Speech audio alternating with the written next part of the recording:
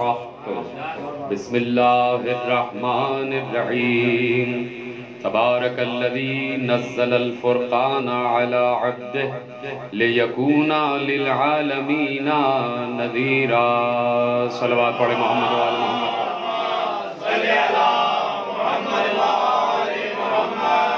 تفسیر قرآن، بیان تفسیر قرآن کی آج 7ویں نشست میں آپ حضرات تشریف فرما ہے۔ 1441 ہجری کے ماہ رمضان المبارک اور دنیا کے کچھ عجیب و غریب حالات میں اس وقت جگہ جگہ ذکر قرآن ہو رہا ہے۔ یہ بھی حالات جو دنیا جن حالات سے اس وقت گزر رہی ہے کہ پوری دنیا لاک ڈاؤن ہوئی بھی ہے اور سب گھروں میں ایک طریقے سے مقید ہیں، تو یہ بھی یادگار لمحات گزر رہے ہیں جو باتیں ریکارڈ ہو رہی ہیں۔ تو آج سے 5 سال 10 سال 20 سال 25 سال بعد جب یہ گفتگو سنی جائے گی تو لوگ متحیر ضرور ہوں گے، لوگ حیران ضرور ہوں گے، اور پھر گفتگو یہی ہوا کرے گی کہ ہمارے بزرگوں نے بھی کسی حالات میں ذکر اہل بیت چھوڑا نہیں۔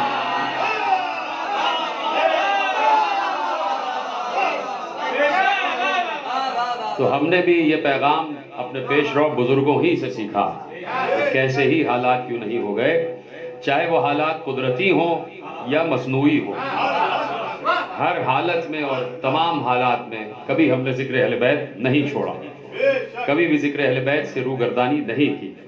اور چونکہ ہمارے رگ و ریشے میں یہ ذکر جو ہے وہ بالکل بسا ہوا ہے، رچا ہوا ہے، تو جیسے دنیا سانسیں لیتی ہے ویسے ہی ہم ذکر اہل بیت کرتے ہیں، ویسے ہی ہم محبت اہل بیت سے سرشار ہیں۔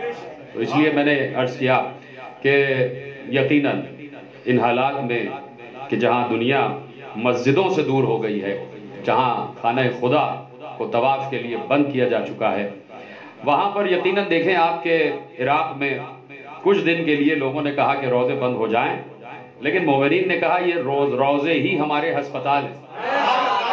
یہ گفتگو اس لیے ریکارڈ ہو رہی ہے تاکہ 20-25 سال بعد لوگ دیکھیں کہ عقائد کیا تھے اور کیا ہونے چاہیے، کہ وہ روزے پھر کھلوا دیے گئے کہ بھئی یہی ہمارے شفا خانے ہیں۔ تخت ولایت پر اولیاء بیٹھے ہوئے ہیں۔ اسی لیے دیکھیے جب زیارات کے لیے آپ تشریف لے جاتے ہیں تو روزے کے دروازے پہ کھڑے ہو کے جب صاحب روزہ کو مخاطب کرتے ہیں تو یہ گواہی دیتے ہیں کہ میں گواہی دیتا ہوں کہ آپ میری آواز کو سن بھی رہے ہیں اور میرے کلام کا جواب بھی دے رہے ہیں، کہ آپ میرے کلام کو سن رہے ہیں اور سن کر جواب دے رہے ہیں۔ تو یہ ہمارا عقیدہ ہے، یہ عقیدہ نہیں ہے، یہ یقین ہے۔ عقیدہ یقین ہی کا دوسرا نام ہے، اور اگر عقیدے پر یقین ہی نہیں ہے تو یقیناً نہ وہ عقیدہ ہے نہ یقین کی منزل ہے۔ اور یقین چونکہ اللہ کے خزانوں میں سے ہے، اللہ کے خزانوں میں سے ہے کہ جیسے آپ رزق اللہ سے مانگتے ہیں، جیسے آپ روزی اللہ سے مانگتے ہیں، جیسے آپ شفا اللہ سے مانگتے ہیں، جیسے آپ اپنے لیے لباس اللہ سے مانگتے ہیں، جیسے آپ اپنے لیے اولاد اللہ سے مانگتے ہیں، جیسے آپ اپنے لیے مسکن اللہ سے مانگتے ہیں، ویسے ہی اللہ سے یقین بھی مانگو، یقین کی دولت بھی اس سے مانگو۔ ایسا نہیں ہے کہ آپ نے کوئی عقیدہ بنا لیا اور اسی پر یقین کرتے چلے گئے، یقین اللہ سے مانگو گے تو اللہ یقینی طور پر صحیح عقیدہ تم تک منتقل کرے گا۔ اسی لیے میرے ہر امام نے کہا کہ اگر صحیح دین پر قائم رہنا چاہتے ہو تو ہر قنوت میں یہ دعا پڑھو، یا اللہ ہو یا رحمان ہو یا رحیم یا مقلب القلوب ثبت قلبی علی دینک۔ پروردگار مجھے اپنے اصل دین پر قائم رکھ، اصل دین پر ثابت قدم رکھ، یعنی جو تیرا اصل دین ہے اس سے میں دائیں بائیں نہ ہو سکوں، اس سے میں ادھر ادھر نہ ہٹ سکوں۔ تو اس لیے ضروری ہے کہ جب آپ روزوں پر زیارت کے لیے جائیں تو یہ سوچ کر جائیں کہ یہ روزے کے اندر جو قبر بنی ہوئی ہے اس میں مفسر قرآن بیٹھا ہوا ہے، اس پر مفسر قرآن بیٹھا ہوا ہے۔ تھوڑی سی آواز بڑھائیے اس کی، اس پر مفسر قرآن تشریف فرما ہے۔ یہ نہیں ہے کہ آپ قبر پر جا رہے ہیں اور کسی مردہ سے باتیں کر رہے ہیں، ہمارا یہ عقیدہ نہیں ہے۔ اس لیے کہ جو حی و قیوم کا نمائندہ ہو،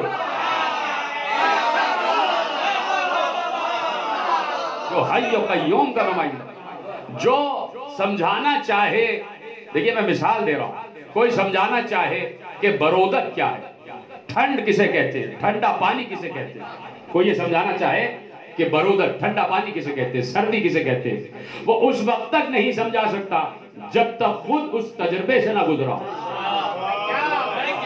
جب تک اس تجربے سے نہ گزرا ہو. یعنی اس نے خود ٹھنڈا پانی جب تک نہ پیا ہو اس کا ذائقہ نہیں بتا سکتا. جب تک وہ کسی سرد ماحول میں نہ رہا ہو وہ بتا نہیں سکتا کہ سردی کسے کہتے ہیں. تو جب تک وہ کیسا ہائی ہے کوئی یہ نہ سمجھے تو کیسے بتائے گا کہ وہ ہائی ہے تو کیسا ہے. مجھے نہیں پتا کہ جملہ پہنچا ہے کہ نہیں پہنچا. سمجھانا ہے کہ اللہ ہائی ہے تو کیسے سمجھائے گا کہ وہ ہائی کیسے ہے. میں بھی جانتا ہوں کہ ہائی ہے، آپ بھی جانتے ہیں کہ اللہ ہائی ہے، اور محمد بھی جانتے ہیں کہ اللہ ہائی ہے. تو میرا آپ کا اور محمد کا جاننا ایک ہی ہے کیا؟ تو پھر تو ہم اور محمد برابر ہو گئے نعوذ باللہ. تو ہم نے جانا ہائی کسی اور طریقے سے، اور مصطفیٰ نے جانا ہائی جیسے خود اللہ اپنے کو ہائی جانتا ہے. جیسے خود اللہ جانتا ہے کہ میں کیسے ہائی ہوں، ویسے ہی مصطفیٰ جانتے ہیں کہ وہ ہائی ہے تو کیسا ہائی ہے، وہ قیوم ہے تو کیسا قیوم ہے. اس لیے ایک قائم کو رکھا گیا تاکہ سمجھایا جائے کہ وہ قیوم کیسا ہے.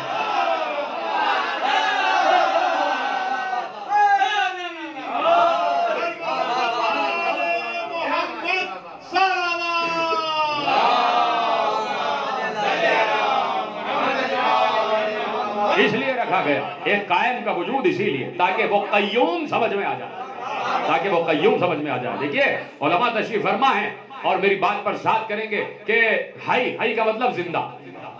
بات شروع ہو گئی اور گفتگو آگے بڑھ جائے گی. ہائی کا مطلب ہے زندہ، اور میں نے جیسے کہا کہ ہم بھی زندہ ہیں، ہم بھی زندہ ہیں نا، اور اللہ بھی زندہ ہے. تو ہمارا زندہ ہونا اور اللہ کا زندہ ہونا، ہم بھی ہائی ہیں اور وہ بھی ہائی نعوذ باللہ. تو کیا ہم اس کی طرح ہائی ہیں یا وہ ہماری طرح ہائی ہے؟ یہ قضیہ بھی آل محمد نے حل کیا. کہا کہ اللہ کے کچھ ایسے صفات ہیں کہ جو تم میں بھی کبھی مشترک نظر آتے، لیکن جب تم میں آئیں گے تو معنی بدل جائیں گے، اور جب اللہ کی طرف جائیں گے تو معنی بدل جائیں گے. میں صرف ایک مثال دوں گا اور اس پر آپ ہر مثال کو منطبق کرتے چلے جائیے گا. جب ہائی کی بات آئی کہ فرزند رسول سے پوچھا گیا کہ مولا ہم بھی ہائی ہیں اور اللہ بھی ہائی ہے، یعنی ہم بھی زندہ اللہ بھی زندہ، تو ہم میں اور اس کے زندہ ہونے میں فرق کیا ہے؟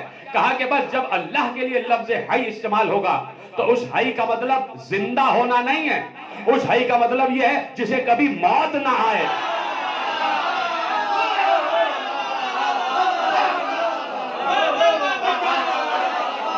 جو فرمائی نا کہ اس کے ہائی ہونے کا مطلب یہ ہے کہ جسے کبھی موت نہ آئے، جسے کبھی موت نہ آئے. اب اس کی ہر صفت کو آپ اس پر منطبق کرتے چلے جائیں کہ وہ سمیع ہے، سنتا ہے، ہم بھی سنتے ہیں، ہم کسی سبب سے سنتے ہیں، ہمارے کان ہوں تو ہم سنتے ہیں، وہ کان کا محتاج ہی نہیں ہے.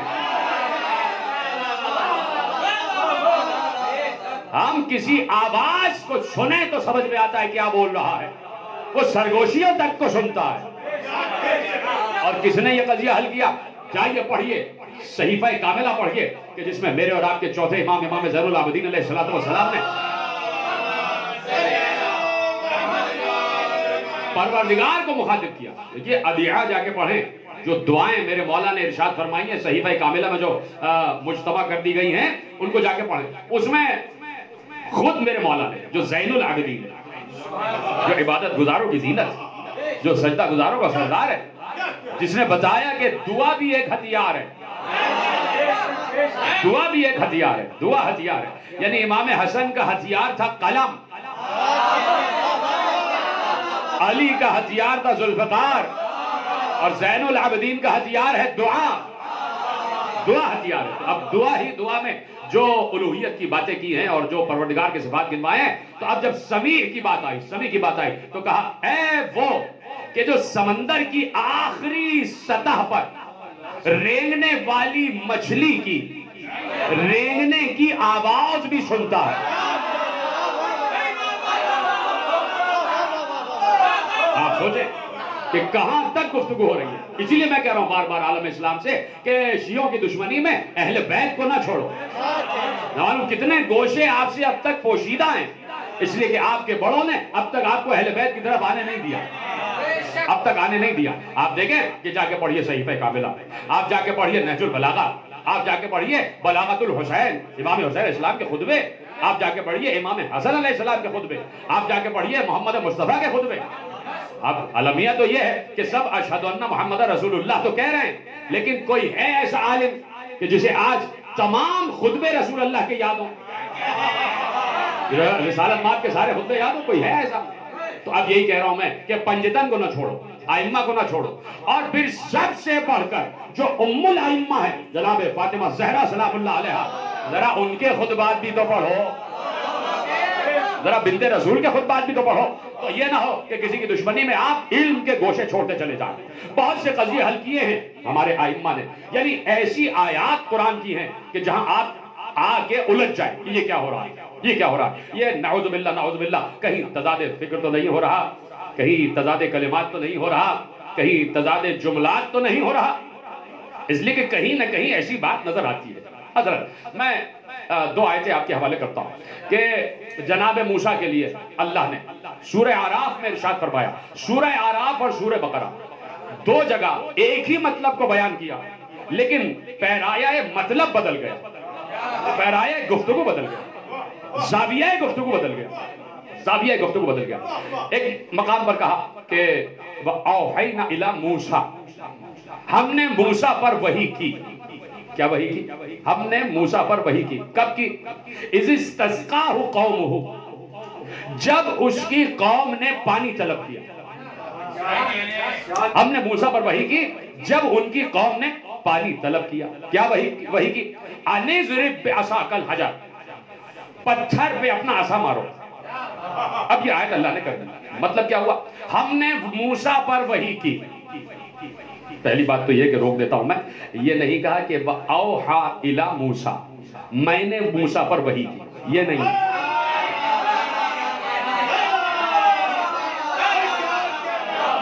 أَوْحَيْنَا إِلَى مُوسَىٰ، ہم نے موسیٰ پر وحی کی، ہم نے موسیٰ پر وحی کی. إِذِ اسْتَسْقَاهُ قَوْمُهُ، جب ان کی قوم پانی مانگ رہی تھی، ہم نے وحی کی کہ اپنے عصا کو پتھر پر مارا. ٹھیک ہے. اب سورہ بقرہ میں کیا کہا؟ وَإِذِ اسْتَسْقَىٰ مُوسَىٰ لِقَوْمِهِ، جب موسیٰ نے اپنی قوم کے لیے پانی مانگا. فَقُلْنَا اضْرِب بِعَصَاكَ الْحَجَرَ فَانْفَجَرَتْ مِنْهُ اثْنَتَا عَشَرَ عَيْنًا، جب موسیٰ نے اپنی قوم کے لیے پانی مانگا تو وہی بات کہ ہم نے وہی جواب دیا کہ پتھر پر اپنا عصا مارو، اس میں سے 12 چشمے پھوٹ پڑیں گے.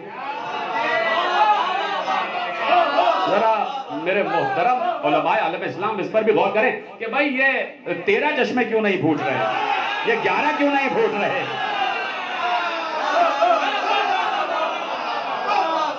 فَانْفَجَرَتْ مِنْهُ اثْنَتَا عَشَرَ عَيْنًا، اس میں سے 12 چشمے نکلیں گے. تو پتھر پر عصا مارو، 12 چشمے نکلیں گے. اب میں نے کہا کہ اب میں عالم اسلام سے سوال پوچھنا چاہتا ہوں. علماء تشریف فرمائیں اور باتیں میری سنی جا رہی. میرے پاس مسلسل فیڈ بیک آ رہے ہیں کہ پوری دنیا سے صاحبان فہم و فکر سن رہے ہیں اور باتیں ہو رہی ہیں، اور انہی افکار کی روشنی میں باتیں آگے بڑھ رہی ہیں کہ مثلا قرآن نے سورہ اعراف میں کہا کہ موسیٰ کی قوم نے پانی مانگا. اِذِ اسْتَسْقَاهُ قَوْمُهُ، جب موسیٰ کی قوم نے پانی مانگا. اور سورہ بقرہ میں کیا کہا؟ جب موسیٰ نے پانی مانگا.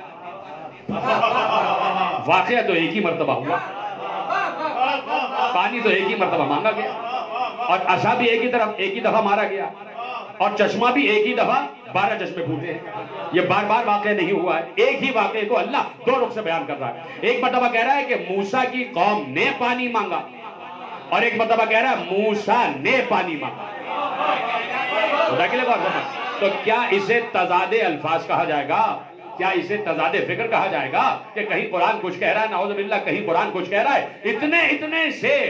اتنے سے فرق کو محسوس کیا جاتا ہے قرآن میں، اس لیے کہ قرآن کسی بندے کا کلام نہیں ہے، اللہ کا کلام ہے، معبود کا کلام ہے، خالق الفاظ کا کلام ہے، اس کا کلام ہے، اس کا کلام ہے. اور اس کلام میں ذرا سی بھی لغزش نہیں ہونی چاہیے. ایک جگہ کہہ رہا ہے کہ موسیٰ کی قوم نے پانی مانگا، دوسری جگہ کہہ رہا ہے موسیٰ نے پانی مانگا. کہیں ہو نہیں سکتا قرآن میں ایسا. تو اب اس قضیے کو بھی حل کیا وارثان قرآن نے. دیکھیے کوئی جواب نہیں دے سکتا تھا اس کا. خدا کی قسم میں چیلنج سے کہہ رہا ہوں، اگر ائمہ میں سے رسول کے 12 وارثوں میں سے کسی ایک نے اس کا جواب نہ دیا ہوتا تو قیامت تک یہ سوال ہی رہ جاتا کہ اس کا جواب کیا ہے، کہ کہیں کہہ رہا ہے کہ موسیٰ کی قوم نے پانی مانگا، اور کہیں کہہ رہا ہے موسیٰ نے اپنی قوم کے لیے پانی مانگا۔ اب دیکھیں نا، میں نے ذرا سا لفظ بدل دیا، اپنی قوم کے لیے پانی مانگا، لے قوم میں ہی۔ ادھر کہہ رہا ہے موسیٰ نے اپنی قوم کے لیے پانی مانگا، ادھر کہہ رہا ہے کہ جب موسیٰ کی قوم نے پانی مانگا۔ تو دو الگ الگ باتیں سمجھ میں آ رہی ہیں بظاہر، اور اگر کوئی کج فکر ہوگا، کوئی کٹ حجت ہوگا، کوئی کم عقل ہوگا، تو وہ یقیناً ابن ابی العوجا کی طرح قرآن پر نقص کا الزام لگا دے گا، قرآن پر نقص کا الزام لگا دے گا۔ اگر کوئی بزام ناقص عالم بن جائے تو وہ یقیناً قرآن پر نقص کا الزام لگاتا ہے، اور نقص کا الزام لگاتا ہے۔ تو اب وارثان علم قرآن سے، وارثان علم رسول سے پوچھا گیا کہ یہ کیا مرحلہ ہے، کہ کہیں کہہ رہا ہے کہ موسیٰ کی قوم نے پانی مانگا، اور کہیں کہہ رہا ہے کہ موسیٰ نے پانی مانگا۔ تو اب قضیہ حل ہو گیا، اور میرے علماء نے اس قضیے کو ایسے حل کیا کہ معصوم نے بتایا کہ اللہ کہنا یہ چاہ رہا ہے کہ موسیٰ کی قوم نے موسیٰ سے مانگا، موسیٰ نے اللہ سے مانگا۔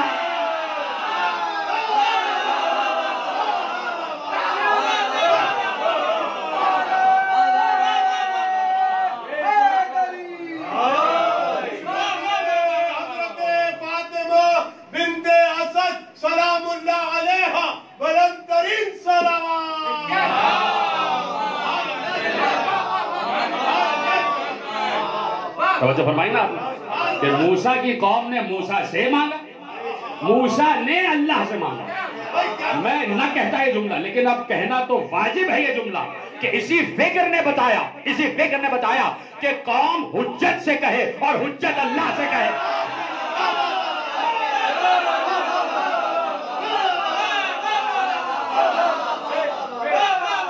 حجت زمانہ سے کہے، اور اس کی دلیل قرآن میں موجود ہے، اطیعوا اللہ واطیعوا الرسول واولو الامر منکم۔ بھائی اللہ بھی ہم میں موجود ہے کہ نہیں؟ اللہ ہم میں موجود ہے، اور ہمارے عقیدے کی روشنی میں رسول اللہ بھی ہم میں موجود ہے، اس لیے کہ عین اللہ ناظرۃ فی الارض ہیں، اور ان کا کلمہ چل رہا ہے اللہ بھی موجود ہے ہم میں۔ کوئی ہے جو انکار کر سکے کہ ہم میں اللہ موجود نہیں ہے؟ کوئی ہے جو انکار کر سکے رسول کا ماننے والا کہ رسول اللہ ہم میں موجود نہیں ہے؟ تو یہ کیوں نہ کہا اللہ کی اطاعت کرو جو تم میں موجود ہے، رسول کی اطاعت کرو جو تم میں موجود ہے؟ یہ نہیں کہا کہ اولی الامر کی اطاعت کرو جو تم میں موجود ہے، جو تم میں موجود ہے۔ تو اب اولی الامر تمہارے درمیان رکھا ہی اس لیے کہ خبردار تم کون ہوتے ہو براہ راست ہم سے بات کرنے والے؟ ہم نے تو 1,24,000 سے بات کی ہے، ہم نے 1,24,000 کے علاوہ اور کسی سے بات ہی نہیں کی ہے۔ ہم نے تو انبیاء کا سلسلہ 1,24,000 پہ ختم کر دیا۔ تم کون ہوتے ہو ہم سے بار بار بات کرنے والے؟ ہم نے تمہارے درمیان اپنا نمائندہ رکھا ہے، جیسے اولی الامر کہا ہے، پانی چاہیے اس سے کہو، وہ ہم سے کہے گا تو ہم دیں گے، کھانا چاہیے اس سے کہو، وہ اپروو کرے گا تو ہم دیں گے، وہ اپروو کرے گا تو ہم دیں گے۔ آج گورنمنٹ میں بھی اپروول ہوتا ہے کہ کون حقدار ہے، ذرا بتائیں، ہمارے نمائندے بتائیں، ہمارے چیئرمین وائس چیئرمین یوسی کے بتائیں، ہمارے وزراء بتائیں، اور پھر جائے گی اسمبلی صدر مملکت کے پاس، ہاں بھائی یہ مستحق ہیں، کر دیجئے سائن، کر دیجئے سائن اس فنڈ پر۔ تو اللہ بھی یہی کہہ رہا، حجت سے کہو، حجت اگر اپروو کرے گا ہم پھر بادل برسائیں گے، پانی عطا کریں گے، غلہ دیں گے، لباس دیں گے، اولاد دیں گے، اس سے کہو۔ یہ اپروو کرتا ہے تو ہمارا اپروول، اس لیے کہ وہ کہہ چکا ہے کہ ما تشاؤون الا ان یشاء اللہ، تم تو وہی چاہتے ہو جو ہم چاہتے ہیں، تم تو وہی چاہتے ہو جو ہم چاہتے ہیں۔ تو اب یہاں کانٹرڈکشن نہیں ہے۔ اگر قرآن میں کہیں کسی کو نقص اور نقض نظر آ رہا ہے تو اس کا مطلب ہے کہ یہ اس کی فکر کا نقص ہے، یہ اس کے علم کا نقص ہے۔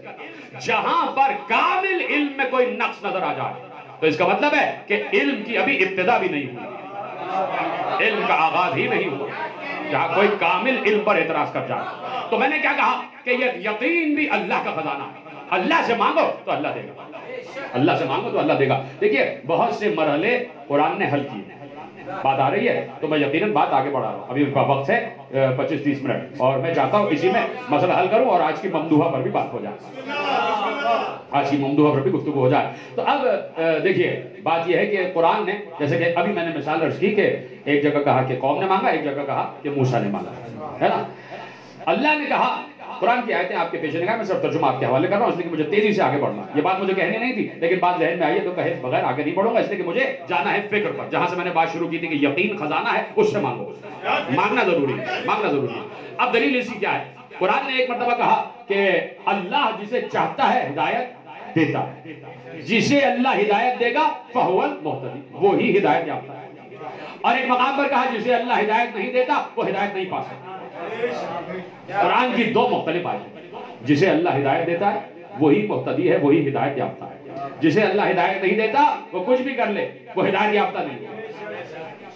کسی نے معصوم سے پوچھا کہ مولا قرآن کہہ رہا ہے اللہ ہدایت دے تو ہدایت ہوگی، اللہ ہدایت نہ دے تو ہدایت نہیں ہوگی، تو پھر کیسا روز جزا، کیسا روز حساب، کیسا روز کتاب، کیسا روز حشر، کیسی اس سے ملاقات، کیا میزان، کیا ترازو، کیا کسوٹی، کیا سوال، کیا جواب؟ جب اس نے ہی ہدایت نہیں دی تو کوئی ہدایت یافتہ نہیں. جب اس نے ہدایت دی تو ہدایت مل گئی، تو اب وہ کیوں سوال کرے گا؟ جب اس نے ہی ہدایت نہیں دی تو کافر کہے گا مجھے تو نے ہدایت ہی نہیں دی، تو پھر مجھ سے کیوں سوال پوچھ رہا؟ کہا قرآن نے، کہا اللہ نے. جسے ہم ہدایت دیں گے وہی ہدایت یافتہ ہے، جسے نہیں دیں گے وہ ہدایت یافتہ نہیں ہے. کون جواب دے گا سوائے وارث علم رسول؟ معصوم نے مرحلہ اور مسئلہ حل کیا. میرے جا کے بہت بڑے عالم شیخ صدوق نے اس کو اپنی کتاب میں لکھ دیا، اور وہ کہتے ہیں کہ معصوم نے جواب دیا. معصوم نے کہا جواب یہ ہے جو اللہ نے کہا کہ جسے ہم نے ہدایت دی وہی ہدایت یافتہ ہے، جسے ہم ہدایت نہیں دیتے وہ ہدایت نہیں پا سکتا. کہ اللہ یہ بتانا چاہتا ہے جو ہم سے ہدایت مانگے گا ہم دیں گے، جو نہیں مانگے گا اسے نہیں ملے گی.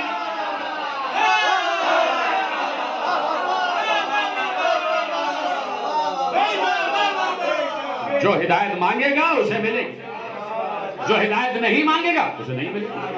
تو اس کا مطلب ہے کہ ہدایت بھی اس کے خزانے میں ہے، صدق بھی اس کے خزانے میں ہے، یقین بھی اس کا خزانہ، علم بھی اس کا خزانہ، معرفت بھی اس کا خزانہ، طہارت بھی اس کا خزانہ، نجابت بھی اس کا خزانہ، رزق بھی اس کا خزانہ. یعنی اس سے طلب کرو. لیکن بار بار وہ چاہتا ہے کہ مجھ سے مانگو.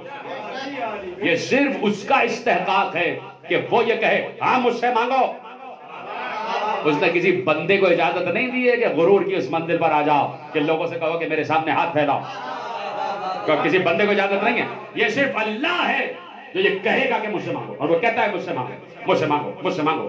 کسی نے ابھی روکی میں نے بات، کسی نے فضل رسول سے سوال کیا امام جعفر صادق علیہ السلام سے.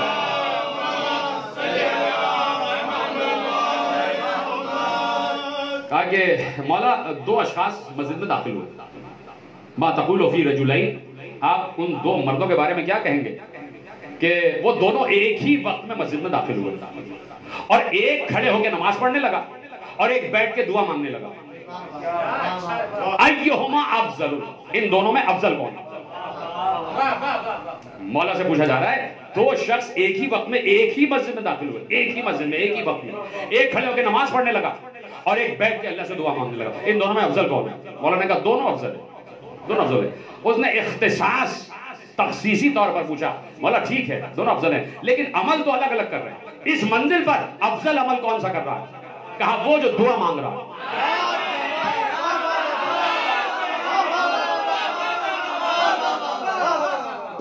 وہ جو دعا مانگ رہا ہے. اب دیکھیے مولا کبھی بھی کوئی بات بغیر دلیل نہیں کرتی،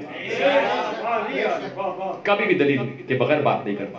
وہ حیران ہو گیا جو نماز پڑھ رہا ہے اور جو دعا مانگ رہا ہے، دعا مانگنے والا افضل. اس کی آنکھوں میں مولا نے سوال دیکھا. مولا نے فوراً جواب دیا کیا تو نے قرآن میں سورہ غافر کی آیت نہیں پڑھی؟ ادعونی استجب لکم ان الذین یستکبرون عن عبادتی سیدخلون جہنم داخرین. کیا تو نے سورہ غافر کی آیت نہیں پڑھی کہ اللہ کہہ رہا ہے مجھ سے دعا مانگو میں تمہاری دعاؤں کا جواب دیتا ہوں، اور وہ لوگ جو میری عبادتوں میں غرور کرتے ہیں ایسے نماز پڑھنے والوں کو میں جہنم کا ایندھن بنا دوں گا.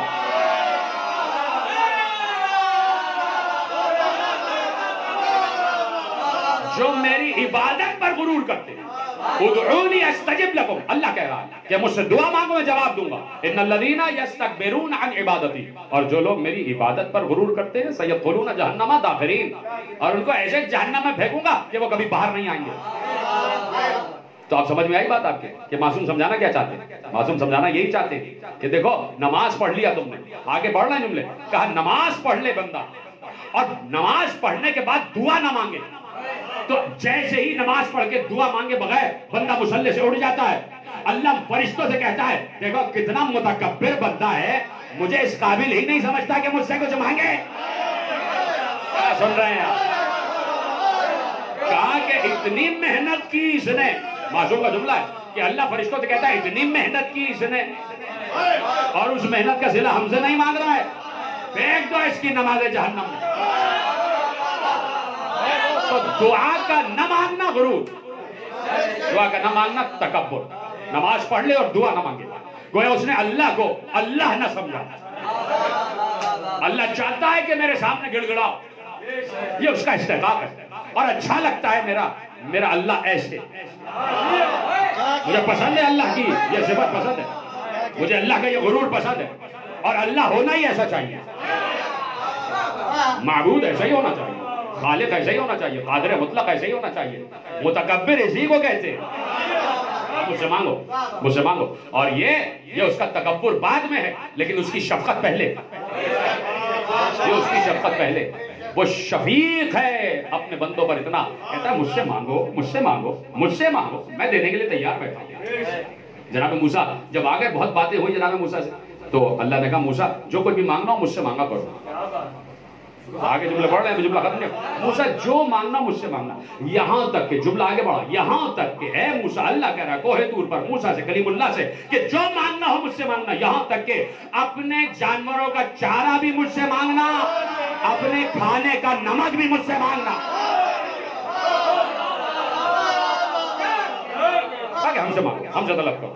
لیکن بات وہیں آ گئی کہ مانگنا حجت سے، حجت ہم سے کرے، حجت ہم سے کرے، توجہ ہے؟ تو اب مانگا جائے، اس سے طلب کیا جائے، اس سے بار بار مانگا جائے، اس لیے وہ کہتا ہے وَإِن مِّن شَيْءٍ إِلَّا عِندَنَا خَزَائِنُهُ وَمَا نُنَزِّلُهُ إِلَّا بِقَدَرٍ مَعْلُومٍ۔ دیکھیں گفتگو آگے بڑھ رہی ہے، اللہ کہہ رہا ہے وَإِن مِّن شَيْءٍ إِلَّا عِندَنَا خَزَائِنُهُ، کون سی ایسی شے ہے جس کے خزانے ہمارے پاس موجود نہ ہو۔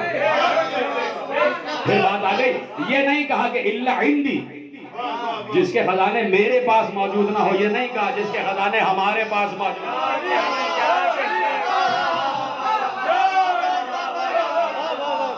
یہ نہیں کہا کہ کون سی ایسی شے ہے جس کے خزانے میرے پاس موجود نہ ہو، نہیں، کون سی ایسی شے ہے جس کے خزانے ہمارے پاس موجود نہ ہو۔ الا عندنا خزائنہ، کون سی ایسی شے ہے جس کے خزانے ہمارے پاس موجود نہ ہو۔ وما ننزلہ، اور ہم نہیں دیتے کسی کو الا بقدر معلوم، ہاں ہمیں پتا ہے جس کو جتنا دینا ہے اتنا دیتے۔ میرے بڑے آسان الفاظ میں سمجھا، وما ننزلہ الا بقدر معلوم، ہم نہیں کسی کو دیتے سوائے یہ کہ ہمیں پتا ہوتا ہے کس کو کتنا دینا ہے، کس کو کتنا چاہیے، ہمیں معلوم ہے، الا بقدر معلوم، اور مختص ہے کوٹا، کوٹا مختص ہے، یہ کمرہ ہے ایک محدود کمرہ ہے، یہاں محدود چیزیں آ جائیں گی اس کمرے کے ظرف کے حساب سے، اس کمرے میں جتنا ظرف ہے اتنی چیزیں اس میں سمائیں گی، زیادہ چیزیں اس میں نہیں آ سکتی۔ اسی طرح اللہ کہتا ہے اگر ظرف وسیع ہے تو زیادہ معرفت دے دیں گے، اگر ظرف وسیع نہیں ہے تو جتنا ظرف ہے اتنی معرفت ملے گی۔ تو اب یہاں سے بھی بات سمجھ میں آ جاتی ہے کہ اگر علی کسی کو کم سمجھ میں آیا ہے تو وہ کم ظرف ہے،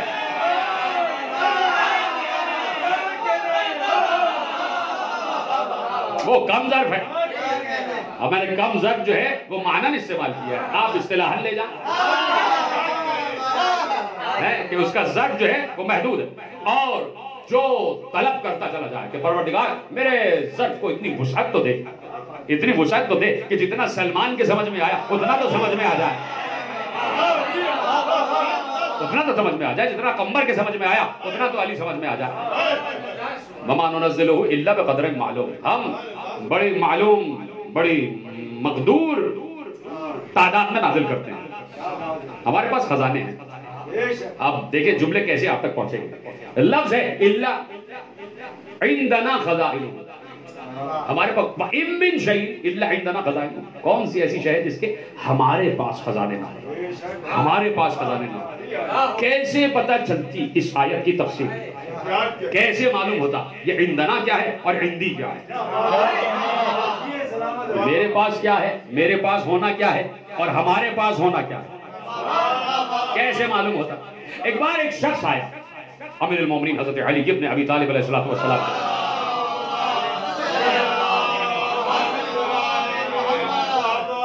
سلام کر کے پوچھتا ہے کیف اصبحت یا علی، کیف اصبحت یا ابا الحسن، مولا آپ نے کس عالم میں صبح کی ہے؟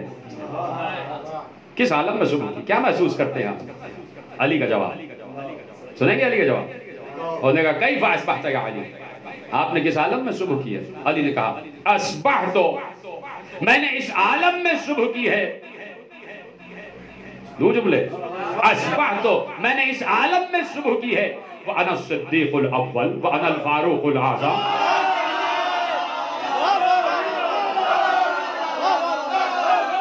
ابھی تو جملے آگے نہیں بڑھتے، اصبحت وَأَنَا الصِّدِّيقُ الْأَوَّلُ وَأَنَا الْفَارُوقُ الْأَعْظَمُ، وَأَصْبَحْتُ وَأَنَا الْأَوَّلُ وَأَنَا الْآخِرُ وَأَنَا الظَّاهِرُ وَأَنَا الْبَاطِنُ وَأَنَا عَيْنُ اللَّهِ بِنَا عُبِدَ اللَّهِ وَنَحْنُ خُزَّانُ اللَّهِ،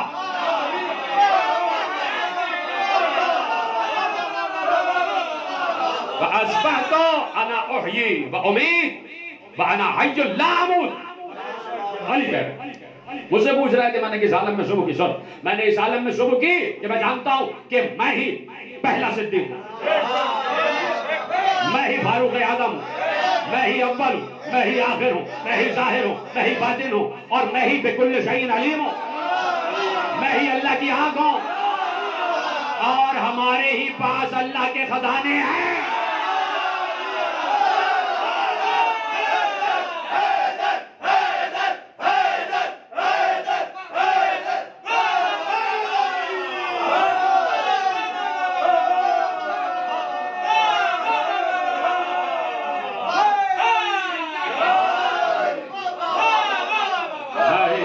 میں ہی صدیق، میں ہی فاروق اعظم، میں ہی اول، میں ہی آخر، میں ہی ظاہر، میں ہی باطن، میں ہی بکل شیء علیم، میں ہی اللہ کی آنکھ، میں ہی رسولوں کے علم کا وارث، ہمارے ہی پاس سارے خزانے، بنا عبد اللہ، ہماری وجہ سے اس کی عبادت ہوتی ہے۔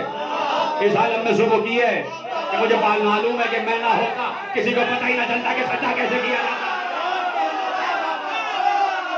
کسی کو معلوم ہی نہ ہوتا کہ رکوع کسے کہتے ہیں، کسی کو معلوم ہی نہ ہوتا کہ نماز کیسے پڑھی جاتی ہے۔ وَنَحْنُ خُزَّانُ اللَّهِ فِي أَرْضِهِ وَسَمَائِهِ، ہم اس زمین و آسمان میں اس کے خزانہ رکھنے والے ہیں، ہم اس زمین و آسمان میں اس کے خزانہ دار ہیں۔ وَأَنَا أُحْيِي وَأُمِيتُ، اور میں ہی زندہ کرتا ہوں، میں ہی موت دیتا ہوں۔ وَأَنَا حَيٌّ لَا أَمُوتُ، اور میں ہی وہ ہوں کہ جسے کبھی موت نہیں ہے۔ علی کہہ رہے کہ میں نے اس عالم میں صبح کی کہ میں جانتا ہوں کہ میں ہی صدیق، میں ہی فاروق، میں ہی اول، میں ہی آخر، میں ہی ظاہر، میں ہی باطن، میں ہی ہر شے کا علم رکھنے والا، میں ہی انبیاء اور مرسلین پر اللہ کے سر، اللہ کے اسرار کا وارث، میں ہی خزانہ دار، میں ہی موت دوں، میں ہی حیات دوں، اور مجھے کبھی موت نہیں آئی۔ آپ نے جملے قبول کیے اس لیے کہ آپ سلمان کی سین تک معرفت میں پہنچے ہوئے، لیکن جس کے سامنے یہ جملے کہے گئے وہ متحیر ہو گیا۔ علی نے اس کے چہرے کے تحیرات کو پہچانا کہ یہ سمجھا نہیں، یہ کہیں اور جا رہا۔ علی نے کہا تو کدھر جا رہا ہے؟ سن، یہ جو میں نے کہا کہ انا الاول انا الاخر، میں ہی اول، میں ہی آخر، تو میں تجھے بتانا چاہتا ہوں، میرا دل کہتا ہے کہ سلمان فارسی بیٹھے ہوتے تو علی خاموش رہ جاتے، علی کو تشریح کی ضرورت نہیں تھی، لیکن سامنے جو ہے کون بیٹھا معلوم نہیں، تو ایک بار کہا یہ جو میں نے کہا انا الاول انا الاخر، میں اول، میں آخر، میں ظاہر، میں باطن، سن، یہ جو میں نے کہا میں اول ہوں، تو میں سب سے پہلے رسول پر ایمان لایا۔ علی کو سمجھنا اتنا آسان کام نہیں ہے، کہا میں اول ہوں جو رسول پر ایمان لایا۔ وَأَنَا الْآخِرُ، اس کا مطلب یہ ہے کہ رسول کے ساتھ آخر تک میں ہی رہا، قبر میں بھی میں نہیں اتارا۔ میں ہی آخر تک ساتھ رہا، قبر میں ہی آخری آدمی تھا جس نے رسول کے چہرے کو دیکھا۔ یہ علی کے جملے ہیں کہ میں ہی آخری آدمی تھا جس نے رسول کے چہرے کو دیکھا، اس کے بعد قبر بند کر دی۔ انا الظاہر، میں نے کہا کہ میں ظاہر ہوں، تو سنو جو کچھ رسول پہ ظاہر تھا وہ مجھ پر ظاہر تھا،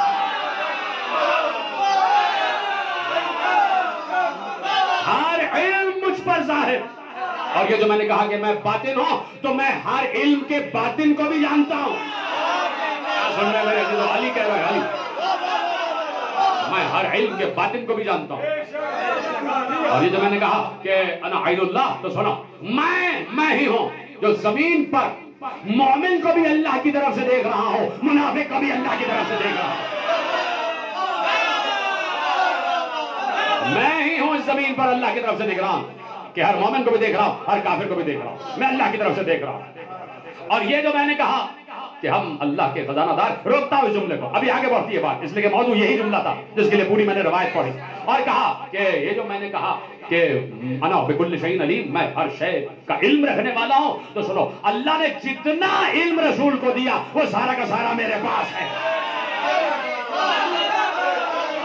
سارا علم میرے پاس، سارا علم میرے پاس. اور یہ جو میں نے کہا انا احیی، میں ہی زندہ کرتا ہوں، میں ہی مارتا ہوں، اور مجھے کبھی موت نہیں آئے گی. تو سن کہا جا رہا ہے تو کیا سمجھ رہا ہے؟ یہ جو میں نے کہا کہ میں ہی زندہ کرتا ہوں تو میں ہی رسول کی سنت کا زندہ کرنے والا ہوں.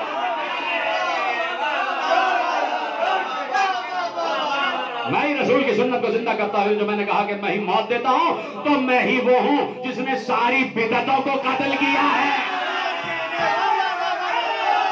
اس نے ساری بدعتوں کو قتل کیا. جب علی چوتھی منزل پر آئے، چوتھی منزل پر ظاہری طور پر جب علی خلیفہ بنے تو سب سے پہلے آ کے کہا اب تک جو تراویح مسجد میں پڑھی جاتی تھی ختم کرو.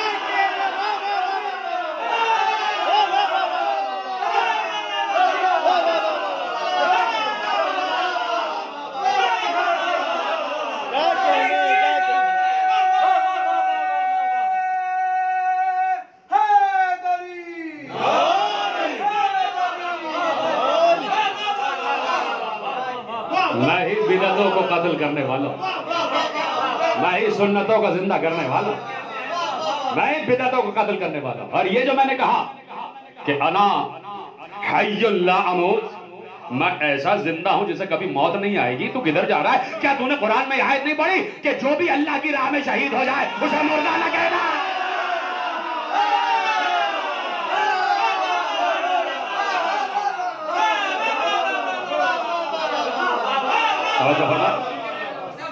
اور اب کیا کہا؟ وَنَحْنُ خُزَّانُ اللَّهِ فِي أَرْضِهِ وَسَمَائِهِ، اور ہمارے ہی پاس زمین و آسمان میں اللہ کے خزانے ہمارے ہی پاس ہیں. اب سمجھ میں آیا؟ یہاں پہ علی نے کہا ہمارے پاس، وہاں اللہ نے کہا ہمارے پاس.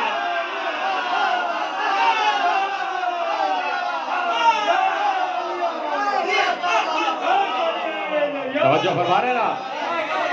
وَإِن مِّن شَيْءٍ إِلَّا عِندَنَا خَزَائِنُهُ، کون سی ایسی شے ہے جس کے خزانے ہمارے پاس موجود نہ ہو؟ اور علی کہہ رہے ہیں نحنو خزان اللہ فی ارضہ وسمائہ، ہمارے پاس اللہ نے ہمارے پاس خزانے رکھوا دیے ہیں. زمین و آسمان کے خزانے ہمارے پاس، زمین و آسمان کے خزانے ہمارے پاس ہیں. ارے آج کے ملا سے بہتر تو وہ راہب تھا جو جانتا تھا کہ جو نہیں ہے وہ یہ دے سکتا.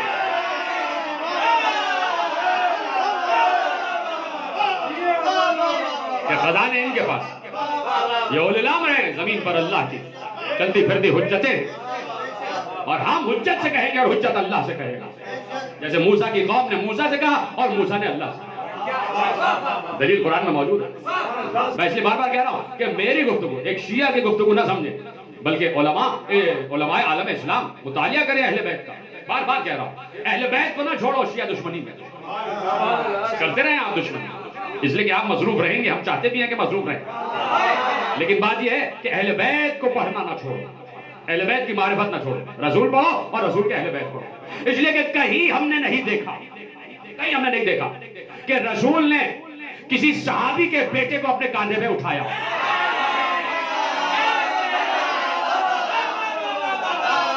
اور خدا کی قسم میں یہ جملہ بڑے اعتماد سے اور یقین سے کہہ رہا ہوں، ممبر رسول پر، شبیہ ممبر رسول پر بیٹھ کر کہہ رہا ہوں کہ یہ جملہ اگر میں صحابہ کے سامنے کہتا وہ خوش ہوتے، صحابہ اس جملے پہ خوش ہوتے، صحابہ کو جملہ برا نہیں لگتا. بھائی اصحاب کو یہ جملے برے نہیں لگتے. اصحاب کے سامنے، اصحاب اس وقت ہوں اور اصحاب کے سامنے علی علی کیا جائے تو اصحاب کہیں گے بہت صحیح کر رہے ہو، ہم بھی تمہارے ساتھ شامل ہوں گے. یہ نہ معلوم کیسے اصحاب کے چاہنے والے کہ جب ذکر کیا جائے اہل بیت کا تو وہ سمجھتے ہیں کہ اصحاب کی شان میں گستاخی ہوگی. جو میں نے کہہ دیا کہ کسی صحابی کے بیٹے کو رسول نے اپنے کاندھے پہ نہیں اٹھایا، یہ گستاخی صحابہ نہیں ہے، یہ محبت اہل بیت ہے. یعنی کسی دوست کے بیٹے کو رسول نے کاندھے پہ نہیں اٹھایا اس لیے کہ یہ کسی، نعوذ باللہ میں ایک بات کہہ رہا ہوں، یہ کسی گلی میں رہنے والے محمد کی بات نہیں ہو رہی ہے، یہ اللہ کے رسول کی بات ہو رہی ہے. اب رسول جسے کاندھے پہ اٹھائے گا تو اس کا مطلب ہے محمد نے نہیں اٹھایا، رسول نے اٹھایا، رسالت نے اٹھایا، رسول. اب ہم جب دیکھتے ہیں کہ جب بھی رسول باہر آتے تو کبھی حسن حسین دائیں بائیں کاندھے پر ہیں، کبھی اپنی ہوا میں چھپا کے لا رہے، کبھی ممبر پہ بیٹھ گئے تو دونوں کو زانوں میں بٹھا لیے. اور اگر کسی اور کو حسن و حسین سے ہٹ کر کاندھے میں بلند کیا ہے تو ایک بار کا یا علی یہ بت توڑنے ہیں.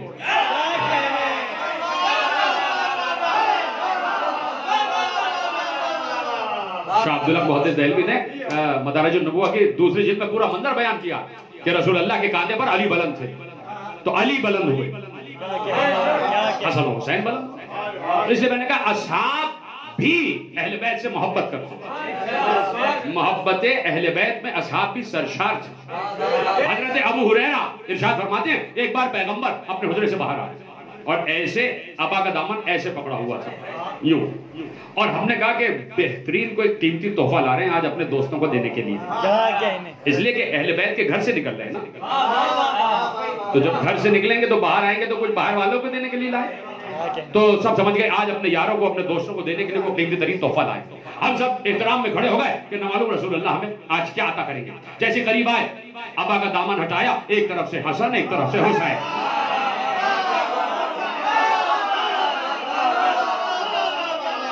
یہ رسول کہ جو اہل بیت دے کے گئے امت، جو اصحاب کو اہل بیت سونپ کے گئے کہ ان کی قدر کرنا، ان کا احترام کرنا. تو اب کون ہے؟ علی ہے، زہرا ہے، حسن و حسین، حسن و حسین، علی، زہرا. تو اب دیکھیے کہاں سے بات چل رہی ہے. یہ جو آغوش ہے نا جس میں رسول پل رہا ہے، کیونکہ معمولی آغوش نہیں ہے، یہ کوئی معمولی آغوش نہیں ہے. ایک لفظ کہہ دوں گا آپ سمجھ جائیں گے. رسول یتیمی کی منزل پر آئے نا، یتیمی کی منزل پر باپ کا سایہ تو سر سے پہلے ہی اٹھ گیا اور اس کے بعد دادا بھی چلے گئے. اب یہ ہو رہا ہے کہ بھائی پرورش کون کرے گا پرورش. تو خود جناب فاطمہ بنت اسد سلام اللہ علیہ بیان فرماتی ہے، صلوات پڑھے بلند آواز سے، بیان فرماتی ہیں کہ عبد المطلب جانے والے بستر پر دراز ہیں، سارے بیٹے کمرے میں موجود ہیں. جناب عبد المطلب کے کمرے میں تمام بیٹے موجود ہیں اور حضرت عبد المطلب محو استراحت ہے، بس آخری وقت آ رہا ہے. اور عبد المطلب کا پوتا فخر کائنات رحمت للعالمین، ابھی کیا عمر ہے؟ مشکل سے 7 یا 8 برس بس. اور اس وقت دادا نے پوتے کو قریب بٹھایا ہوا. دیکھیے مصطفیٰ کی ذات عجیب ذات ہے. مسند تھی جناب عبد المطلب کی جو بالکل کعبے کی دیوار سے متصل بچھی رہتی تھی، جہاں پہ در کعبہ ہے نا اس سے متصل جناب عبد المطلب کی مسند وہاں بچھی رہتی تھی. حضرت عبد المطلب وہاں کا تشریف فرما ہوتے تھے، اس لیے کہ مختار کعبہ مشہور تھے بنو ہاشم. مختار کعبہ، کعبے کے مختار، کیوں؟ اس لیے کہ کعبہ بنانے والا ابراہیم اور یہ آل ابراہیم، یہ آل ابراہیم وہاں بیٹھے. اور کسی کو اجازت نہیں تھی کہ اگر مسند عبد المطلب خالی بھی کوئی اس میں بیٹھ نہیں سکتا، اس لیے کہ سردار کی مسند، سردار ناراض ہو جائے گا، خبردار کو ادھر نہیں بیٹھے گا. کسی نہ بزرگ کو، نہ جوان کو، نہ بچے کو، کسی کو اجازت نہیں تھی کہ مسند عبد المطلب پر بیٹھ جائے. ایک مرتبہ جناب عبد المطلب مسند پر نہیں ہے اور لوگ چاروں طرف بیٹھے ہوئے انتظار میں ہیں، جناب عبد المطلب بس آنے والے ہیں اور جو کچہری ہوتی تھی اس کا ٹائم شروع ہونے والا ہے. اب جناب عبد المطلب اپنے گھر سے برآمد ہو رہے ہیں، سب دیکھ رہے ہیں وہ عبد المطلب آ رہے ہیں اور لوگ دونوں قطار بنا کے کھڑے ہو گئے، عبد المطلب آ رہے ہیں. ایسے میں تیزی سے دوڑتا ہوا عبد المطلب کا 5 برس کا پوتا محمد تیزی سے دوڑتے ہوئے آئے اور دادا کی مسند پہ بیٹھ گئے. کچھ قدر ناشناس لوگ آگے بڑھے، کہا اٹھو اٹھو اٹھو یہ عبد المطلب کی مسند ہے. عبد المطلب نے کہا انہی کی وجہ سے تو مسند میں نہیں ہے.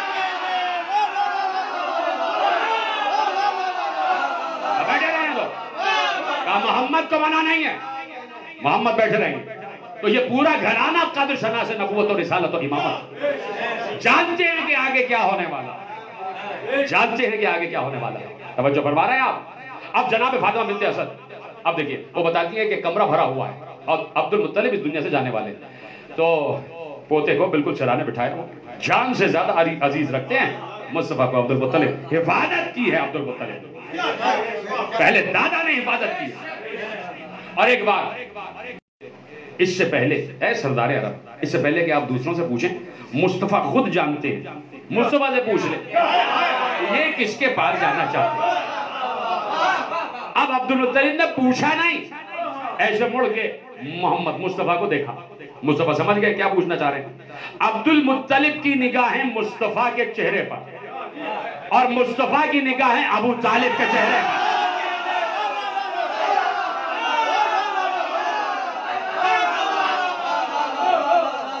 اب جملہ دینے جا رہا ہوں، عبد المطلب سمجھ گئے کہ محمد نے اعلان کر دیا ہے کہ میرا چچا ابو طالب میری پرورش کرے گا، ایک بار یہاں سے محمد چلے، وہاں سے ابو طالب چلے۔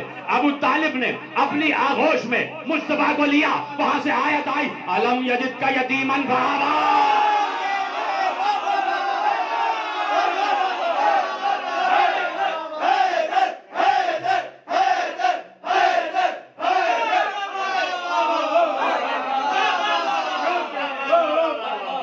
ہم نے آپ کو یتیم پایا تو کیا ہم نے آپ کی پرورش نہیں کی؟ اللہ کہہ رہا ہے ہم نے آپ کی پرورش کی، ہم نے آپ کو اپنی پناہ میں لیا، پناہ میں لینے والا ابو طالب، اور اللہ کہہ رہا ہے ہم نے اپنی آغوش میں لے لیا۔ اب قرآن کے ظاہری معنوں پر غور کرنے والے اور ظاہری معنوں پر غور کرنے کی دعوت دینے والوں سے میں ذرا عرض کرنا چاہتا ہوں، اللہ کہہ رہا ہے ہم نے تمہیں یتیم پایا تو اپنی آغوش میں لے لیا، مجھے کہیں دکھاؤ، کہیں دکھاؤ پیغمبر کی 40 برس کی نبوت سے پہلے کی زندگی میں اور 40 برس کے بعد 23 برس نبوت کے بعد کی زندگی میں کہیں مجھے دکھاؤ۔ چلو پیغمبر 10 برس کے ہو گئے تب 10 برس تک دکھاؤ کہ کہیں تمہیں اللہ آسمان سے اترتا ہوا دکھاؤ اور اس نے ایسے آغوش پھیلائی ہو آجا محبوب میری گود میں آجا، میری گود میں آجا، کہیں نہیں۔ تو اس کا مطلب ہے کہ اللہ کسی عمل کو اپنا عمل کہتا، کسی عمل کو اپنا عمل کہتا۔ ہم نے آپ کو یتیم پایا، ہم نے آپ کو آغوش میں لے لیا، ہم نے آپ کو نادار پایا، ہم نے آپ کی پیسے سے مدد کی۔ مدد خدیجہ کریں، اللہ کہے یہ خدیجہ کی مدد نہیں، یہ ہماری مدد ہے۔ پرورش ابو طالب کریں، اور اللہ کہے ابو طالب نہیں، ہم پرورش کریں، ہم آغوش میں لے رہے ہیں، ہم آغوش میں لے رہے ہیں۔ تو ابو طالب کی آغوش محمد پڑھ رہا ہے، اور اس کے بعد ابو طالب اپنے گھر میں لے آیا، اپنے گھر میں لے آیا۔ اب گھر کی باتیں کون بتائے؟ محمد کا بچپن کسی صحابی کو نہیں پتا، محمد کا بچپن گھر والوں کو پتا، گھر والے بتائیں گے کہ بچپن میں کیا ہوا، اور گھر والے بتائیں گے کہ یہ بچپن میں کون تھا۔ ہم نے تو 40 برس جب ہو گئے تو کوہ ابو قبیس میں بلند ہو کے دیکھا کہ یہ نبی ہے، آپ گھر والوں سے پوچھو وہ جانتے ہیں کہ محمد کون ہے۔ بی بی فاطمہ بنت اسد سلام اللہ علیہا کہتی ہیں ام الائمہ، ام علی، ام علی جناب سیدہ کی ساس،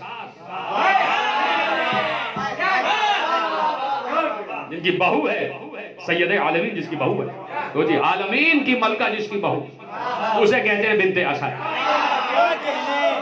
اسے کہتے ہیں فاطمہ بنت اسد۔ بی بی فاطمہ بنت اسد کہتی ہے کہ میں نے اپنے سامنے محمد کو پروان چڑھتا ہوا دیکھا، میرے گھر میں پروان چڑھ رہے ہیں، میں نے اپنے بچوں سے زیادہ محبت کی ہے مصطفیٰ سے، کہ بچوں کی غذا کا بعد میں انتظام کرتی تھی، ہمارے گھر کے صحن میں کھجور کے درخت لگے ہوئے تھے اور اس میں سے کھجوریں خود بخود کبھی گر جاتی تھی، محلے کے بچے آتے تھے اور کھجوروں کو سمیٹ لیتے تھے، چنتے تھے۔ کہا میں نے کبھی محمد کو نہیں دیکھا کہ اگر جیسے ہوتا ہے نا بچوں میں آپس میں جلدی سے جاتے ہیں اور کھجوریں چن لیتے ہیں اور آپس میں ایک دوسرے سے چھیننے لگ جاتے ہیں، ارے یہ میں نے اٹھائی تھی، میں نے کبھی محمد کو نہیں دیکھا کہ کسی کے ہاتھ سے کوئی چھینا ہو، تو یہ چھیننے والے نہیں ہیں۔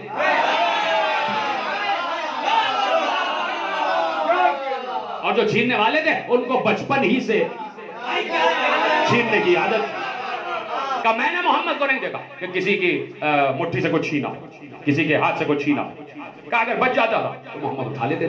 تو ایسے میں کہا میں نے اپنی کنیز سے کہا کہ کبھی میں خود اور کبھی میری کنیز ہم ایک ظرف میں ایک پیالے میں پہلے سے کھجوریں جمع کر کے رکھتے تھے اور ایک طاق پہ میں رکھ دیتی تھی اور بتا دیتی تھی یہ مصطفیٰ کے لیے، یہ محمد کے لیے. تو کہا کبھی میں کبھی میری کنیز. کہا ایک دن ایسا ہوا کہ میں سو رہی تھی اور آنکھ لگی رہی اور وہ جو کھجوریں چننے کا وقت تھا وہ گزر گیا. وہ بچے آئے، جتنی کھجوریں زمین پر گری تھی وہ چن کے لے گئے، اب کچھ نہ بچا. اور ایسے میں نے دیکھا محمد آ گئے. میں جاگ گئی، آہٹ سے جاگ گئی. لیکن میں نے جب طاق پر دیکھا پیالہ خالی تھا، پیالہ خالی تھا. مجھے شرمندگی ہوئی. خود لفظ ہے روایت کے کہ مجھے شرمندگی ہوئی اپنے بھتیجے سے. مجھے محمد سے شرمندگی ہوئی کہ میں کیا شکل دکھاؤں گی اگر محمد وہاں دیکھیں گے. کہا کہ میں نے دیکھا اور میں آنکھ بند کر کے ویسے ہی جیسے میں سو رہی تھی، اس لیے کہ مجھے شرمندگی تھی کہ میں بھتیجے سے کیا کہوں. بھتیجے نے میری طرف دیکھا، میں سو رہی تھی. اب دیکھیں کیسے پرورش ہوئی ہے گھر میں. گھر والے جانتے ہیں نا کہ کیا ہوا ہے گھر میں. کہتے ہیں کہ اب میں نے دیکھا محمد واپس وہیں گئے. مجھے ہمارے گھر کا صحن تھا، کھجور کے درخت کے پاس کھڑے ہوئے اور یوں دیکھ کر کہا اے کھجور کے درخت میں بھوکا ہوں. میں نے جب روایت پڑھی ہے میرے رونگٹے کھڑے ہو گئے تھے. لفظ یہی ہے جو میں نے کہا ہے، اے کھجور کے درخت محمد بھوکا ہے، میں بھوکا ہوں. بس یہ کہا تھا. خدا کی قسم بی بی فاطمہ بنت اسد کہتی ہیں میں نے خود دیکھا کھجور کی شاخیں جھکنا شروع ہوئی. خوشے محمد کے سامنے آ گئے اور جتنے خوشے محمد نے چاہے وہ کھائے. جب شیر ہو گئے خوشوں نے سلام کیا اور واپس اٹھ گئے. واپس کہتی ہیں میں لرز گئی. جانتی ہیں نا کہ کون ہے، جانتی ہے. لیکن نا یہ آل محمد کے اسرار ہیں، سب کچھ پتا ہے. لیکن جب بتائیں گے نہیں تو معلوم کیسے ہوگا. اگر دل ہی دل میں آپس میں ایک دوسرے سے تبادلہ خیال ہو رہا ہے اشاروں میں تو کسی کو کیا معلوم. ایک بار جناب ابو طالب گھر میں آ گئے. بی بی فاطمہ بنت اسد کہتی ہیں کہ حضرت ابو طالب گھر میں تشریف لے آئے اور جیسے ہی آئے ایک بار میں آگے بڑھی اور میں نے پورا قصہ سنایا. کہا کہ اے میرے والی میرے سرتار آج عجیب میں نے منظر دیکھا. کیا دیکھا؟ کہ ایسے دیکھا کہ شاخیں جھکی اور محمد نے کھانا کھایا اور شاخیں واپس چلی گئی. تو پتہ ہے جناب ابو طالب نے کیا کہا؟ ایک بار فاطمہ بنت اسد کو مسکرا کر دیکھا اور دیکھنے کے بعد کہا بنت اسد محمد کو نہیں پال رہی، رسالت کو پال رہی ہے.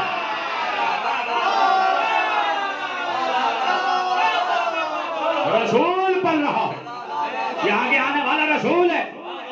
اور دوسرا جملہ سنیں، دو جگہ یہ جملے ہیں. دوسری جگہ یہ ہے جو بتانے جا رہا ہوں. جیسے ہی جناب فاطمہ بنت اسد نے پورا واقعہ سنایا، پہلا جملہ ابو طالب نے کہا اے بنت اسد محمد کو نہیں، بھتیجے کو نہیں، رسول پال رہی ہو. اور سنو اب سے 30 برس کے بعد ایسا ہی ایک بچہ تمہاری آغوش میں آئے گا.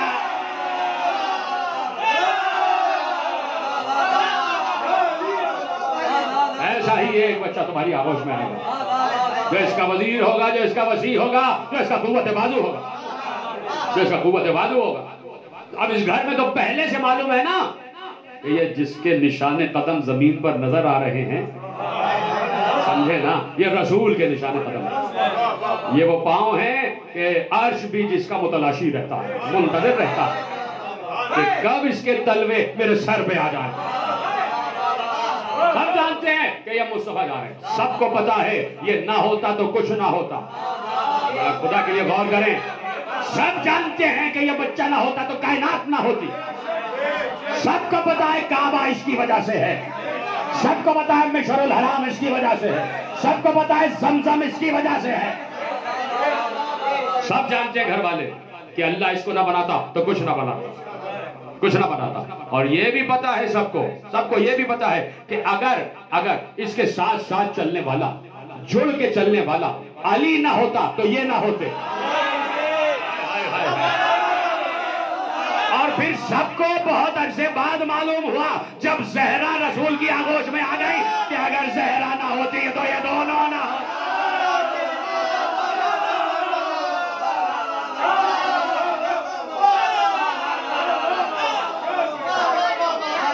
اتنی محبت، اتنا عشق، بھتیجے کو بیٹوں کی طرح پالا.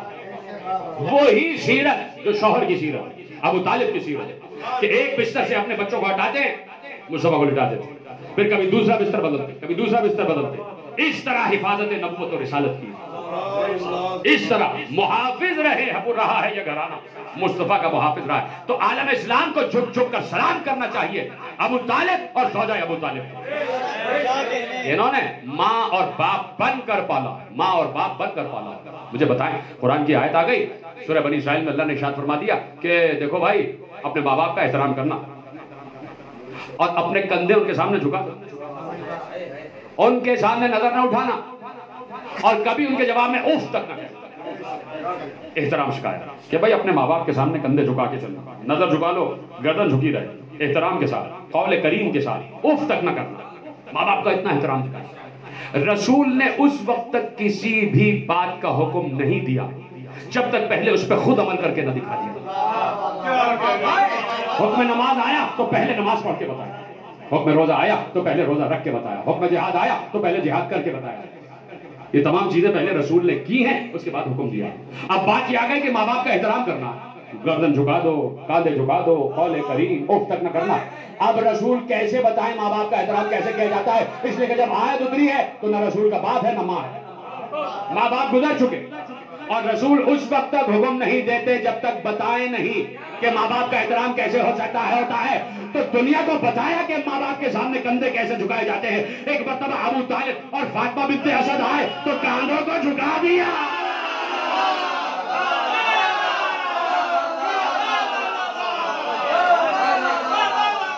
کاندھے جھکا دی، ماں باپ کی طرح احترام کر کے بتایا کہ اگر میرے ماں باپ ہوتے تو میں ایسے احترام کرتا، ایسے احترام کرتا۔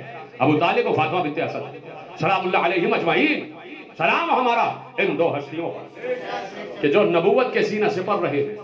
بیٹے جو مرضی آئے کرو، دیکھتا ہوں میں تمہارا کیا بگاڑ سکتے ہیں۔ ابو طالب کا یہ جملہ، اور تاریخ نے ابو سفیان کے بھی جملے محفوظ کیے، وہ جملے دیکھ لیجئے اور یہ جملے دیکھ لیجئے، ٹھیک ہے؟ تو آپ دیکھیے کہ کس طرح قدر ہے، کس طرح احترام ہے، کیا محبت ہے، کیا عشق ہے۔ ماں بن کے پالا، ماں بن کے، اور محمد نے بھی ماں سمجھا۔ یقین مانے جناب بنت اسد کو پتہ کیا کہتے تھے؟ یا اماں۔ خود بی بنت اسد کہتی ہیں کہ محمد جب مجھے اماں کہہ کے پکارتے تھے میرا دل شاد ہو جاتا، سرشار ہو جاتی تھی کہ یہ بچہ مجھے ماں کہہ رہا۔ ابھی تو علی بعد میں آئیں گے نا، یہ بچہ مجھے ماں کہہ رہا۔ تو گھر میں یہی آواز ہوئی تھی، بی بنت اسد کو کہتے تھے یا اماں، کبھی کبھی چچی بھی کہہ دیا، کبھی کبھی، اور جب اکثر کہتے تو ماں کہہ کے پکارے، ماں کہہ کے پکارے۔ ختم ہو گئی بات۔ رسول مسجد نبوی میں بیٹھے ہوئے تھے، اصحاب تشریف فرما تھے، کہہ رہے تھے علی کہاں، علی کہاں۔ ایک بار نگاہ پڑی کہ علی مسجد نبوی میں داخل ہوئے، اور اس عالم میں داخل ہوئے علی کے سر پر امامہ نہیں تھا، علی کے سر پر امامہ نہیں تھا، اور علی گریہ کرتے ہوئے آ رہے ہیں۔ رسول حیران ہو گئے کہ علی گریہ کیوں کر رہے؟ علی کو دیکھ کر رسول روتے ہوئے علی کو دیکھ کر کھڑے ہو گئے، یا علی کیا ہوا؟ علی ایسے رسول سے لپٹ کے کہتے ہیں کہ یا رسول اللہ میری ماں اس دنیا سے گزر گئی، میری اماں اس دنیا سے چلی گئی، جس نے مجھے پالا وہ چلی گئی۔ تو پتہ ہے جملہ کیا تھا رسول اللہ کا؟ علی کو سینے سے لگایا، رو کر کہا یا علی وہ تمہاری ماں نہیں میری ماں تھی، وہ میری ماں تھی، تمہاری ماں نہیں میری ماں۔ آپ کی آوازیں گریہ بلند ہو رہی ہے، یہ آوازیں آپ کی جتنی ہے نا علی ابن ابی طالب تک پہنچ جائیں کہ شاہ ولایت کی ماں پر گریہ ہو رہا ہے، علی کی مادر گرامی پر گریہ ہو رہا ہے۔ جب علی روئے ہیں تو ہم کیوں خاموش ہو جائیں؟ علی گریہ کر رہے تھے میری اماں چلی گئی، میری ماں چلی گئی۔ بچہ کتنا ہی سن رسیدہ کیوں نہ ہو جائے، وہ اپنی ماں کے لیے ہمیشہ 6 مہینے کا ہی رہتا ہے، چھوٹا سا ہی رہتا ہے۔ علی بھی کہہ رہے تھے کہ یا رسول اللہ میری اماں چلی گئی، اور کہا کہ نہیں علی تمہاری نہیں وہ میری بھی ماں ہے۔ یا علی میں خود جاؤں گا، میں خود جاؤں گا، میں تمام مراسم تکفین و تدفین خود انجام دوں گا۔ رسول اللہ نے خود قبر میں اتارا ہے اپنی ماں کا۔ کیسے جملے سنے آپ نے؟ خود رسول نے جناب فاطمہ بنت اسد کو قبر میں اتارا ہے، اپنی ابا اتاری اور جناب فاطمہ بنت اسد کے جسد خاکی پر اڑا دی، اور کہا تمہیں پتا ہے یہ میری ماں کی وصیت تھی کہ اے محمد یہ اپنے دوست کی ابا مجھے کفن میں دے دینا، یہ اپنے دوست کی ابا مجھے کفن میں دے دینا۔ خود اترے ہیں قبر میں، خود اترے ہیں قبر میں، خود تلقین پڑھائیے، خود قبر بند ہوئی ہے تو قبر پر ہاتھ رکھ کے دیر تک روتے رہے. آپ چلی گئی, آپ نے کیا اچھی پرورش کی میری, آپ نے کبھی مجھے بھوکا نہ رہنے دیا, آپ نے کبھی مجھے پیاسا نہ رہنے دیا. میں کہتا ہوں جب یہ جملے کہہ رہے ہوں گے تو سب رو ضرور رہے ہوں گے. علی بھی محو گریہ ہوں گے, علی کے بھائی بھی محو گریہ ہوں گے کہ ایک بھتیجا اپنی چچی کی قبر سے لپٹا ہوا ہے. یہ چچی اور بھتیجے کا پیار ہے. تاریخ نے ایک پیار چچی اور بھتیجے کا دیکھا, اور تاریخ نے دوسرا پیار چچا اور بھتیجی کا دیکھا. اجرکم اللہ. وہاں چچی اور بھتیجا اور یہاں چچا اور بھتیجے. ادھر رسول اور بنت اسد اور ادھر عباس اور سکینہ. ادھر عباس اور سکینہ. ارے سکینہ کی بھی تو دادی ہے نا فاطمہ بنت اسد. سکینہ کی بھی تو دادی ہے نا بنت اسد. نام ہے بنت اسد کا فاطمہ. سکینہ کا نام بھی فاطمہ ہے, لقب ہے سکینہ. یہ سکون قلب حسین ہے. وہ بھی فاطمہ, یہ بھی فاطمہ. وہ بڑی فاطمہ, یہ چھوٹی فاطمہ. اور بیچ میں ایک وہ فاطمہ کہ جو پوری زندگی اپنے پہلو کو تھامے ہوئے عبادت کر رہی ہے. نماز پڑھ رہی ہے تو دایاں پہلو ہاتھ میں ہے, سجدہ کر رہی ہے تو دایاں پہلو دبا کر, اور پوری زندگی گزر گئی, کبھی اپنے شوہر سے شکوہ نہ کیا.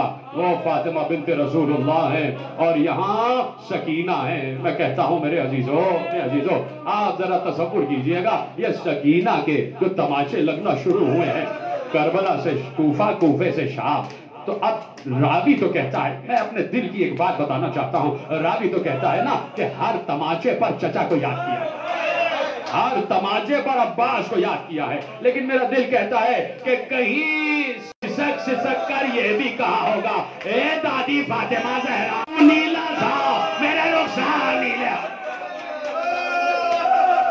میرے رخسار نیلے ہو گئے. یہ بچی یاد کر رہی ہوگی. آخری جملے تقریر کے راوی کہتا ہے کہ بہت عرصے بعد جناب فضہ سے کسی نے پوچھا تھا کہ میں یہ پوچھنا چاہتا ہوں کہ جب بنت رسول نے فدق کا خطبہ دربار میں دے لیا تو اس کے بعد گئی کہاں. تو فضہ نے منہ پیٹ کر کہا, میں تجھے کیا بتاؤں کہاں گئی. جب میری آقا زادی نے خطبہ دے لیا تو اپنے حجرے کی طرف نہیں گئی, بلکہ قبر رسول پر گئی, اپنے بابا کی قبر پر گئی, اپنے آپ کو قبر رسول پر گرایا اور کہا صبت علیہ مصائب اللہ والنہا, صبت علی الایام سن لیالیا. بابا آپ کے بعد وہ مصائب پڑے جو روز روشن پر پڑھتے تو سیاہ راتوں میں بدل جاتے. ارے آخری جملہ تقریر کا, ارے یہ مرثیہ صرف ایک جگہ نہ پڑھا گیا, یا تو مدینے میں رسول کی بیٹی فاطمہ نے پڑھا, یا شام میں حسین کی بیٹی سکینہ نے.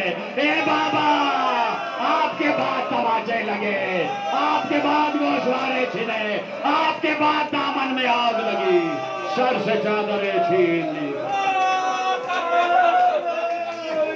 الا لعنت اللہ علی القوم الظالمین وسيعلم الذين ظلموا اي منقلب ينقلبون. ماتم حسین.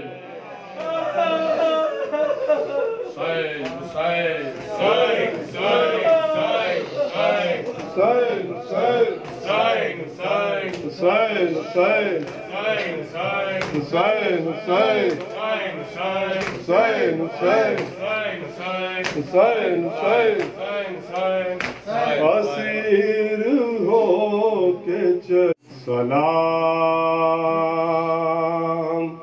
اے بابا, اسیر ہو کے چلی ہوں سلام اے بابا, یہاں سے جاتی ہوں زندان شام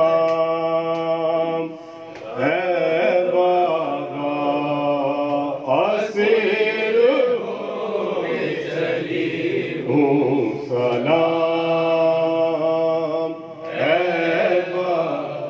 سنو سکینہ سے غم کا پیام اے بابا, سنو سکینہ سے غم کا پیام اے بابا, ہمارے جل گئے سارے قیام اے بابا, ہمارے جل گئے سارے قیام اے بابا, کہاں کہاں ہو نہ جانے قیام اے بابا, کہاں ہو نہ جانے قیام اے بابا, ہے وجہ زیست تمہارا ہی نام اے بابا,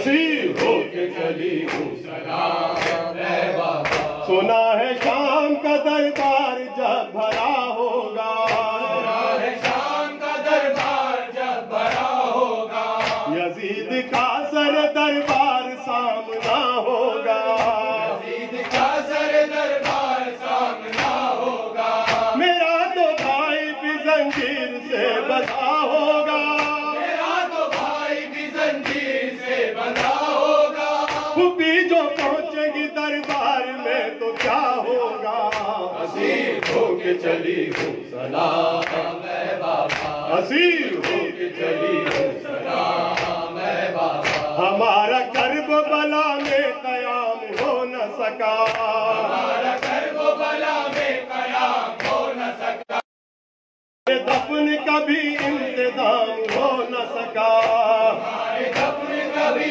انتظام ہو نہ سکا, پڑے ہیں خاک پہ کچھ احترام ہو نہ سکا, پڑے ہیں خاک پہ کچھ احترام ہو نہ سکا, وہ خوف ہے کہ آداب سلام ہو نہ سکا, اسیر ہو کے چلی ہوں سلام اے بابا, اسیر ہو کے چلی ہوں سلام اے بابا. ابھی سے شام کو جانے کی ابتدا دیکھو, ابھی سے شام کو جانے کی ابتدا دیکھو, رسن سے گھٹتا ہے بابا میرا گلا دیکھو, رسن سے گھٹتا ہے بابا میرا گلا دیکھو, پھوپھی کے سر سے بھی تو چھین لی ردا دیکھو, پھوپھی کے سر سے بھی تو چھین لی ردا دیکھو, یہ ابتدا ہے تو کیا ہوگی انتہا دیکھو, اسیر ہو کے چلی ہوں سلام اے بابا, اسیر ہو کے چلی ہوں سلام اے بابا. جو پوچھو صبر تو میں فاطمہ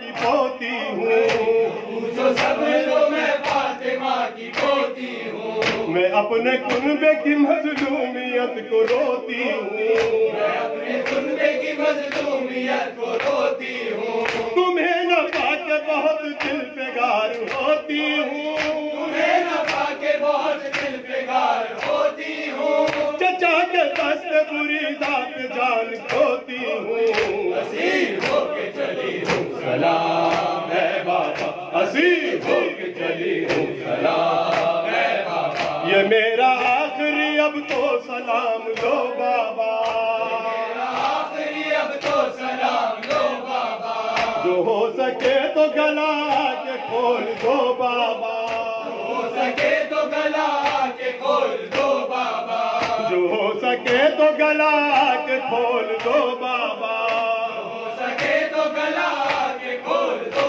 بابا. ضرور آنا بلاؤں گی آپ کو بابا, ضرور آنا بلاؤں گی آپ کو بابا, دعا کرو مجھے ایران اور ہو بابا, اسیر ہو کے چلی ہوں سلام اے بابا, اسیر ہو کے چلی ہوں سلام اے بابا. ہے اب بھی پیش نظر واقعات کربلا, اب بھی پیش نظر واقعات کربلا, وہی ہے شمر کا خنجر وہی ہے شہ کا گلا, وہی ہے شمر کا خنجر وہی ہے شہ کا گلا, وہی ہے شمر کا خنجر وہی ہے شہ کا گلا, وہی ہے شمر کا خنجر وہی ہے شہ کا گلا, وہی ہے شام کا بازار اور وہی کوفہ, وہی ہے شام کا بازار اور وہی کوفہ, عروج اب بھی سکینہ کی آ رہی ہے صدا, اسیر ہو کے چلی ہوں سلام اے بابا, اسیر ہو کے چلی ہوں سلام اے بابا, اسیر ہو کے چلی ہوں سلام